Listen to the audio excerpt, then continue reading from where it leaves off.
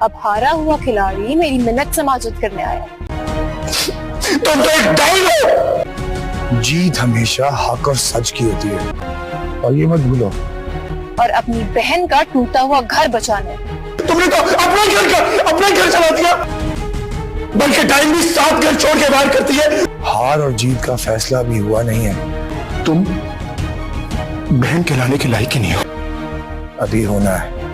Drama serial لاڈلی اب اپنے انجام کو پہنچ چکا ہے اور نازو کی کہانی ایک خوفناک حقیقت بن کر سامنے آئی ہے۔ نازو نے پہلے باپ کا قتل کیا اور اب اپنی ماں کو بھی مار ڈالا ہے۔ اس نے اپنی ماں کو دھکا دیا اور کمرے میں بند کر کے چلی گئی، جس سے دم گھٹنے کے بعد وہ وہیں مر گئی۔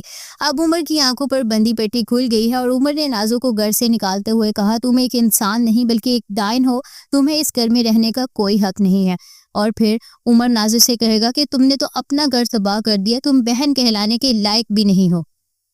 نازو جس نے شروع میں بہت زیادہ معصومیت کا مظاہرہ کیا، آخرکار ایک قاتل ثابت ہوئی۔ باپ کو مارنے کے بعد اب وہ اپنی ماں کے قتل کی بھی ذمہ دار ہے اور اس نے اپنی ماں کو دھکا دے کر ایک کمرے میں بند کر دیا، جس سے ان کا دم گھٹ گیا اور ان کی موت واقع ہو گئی۔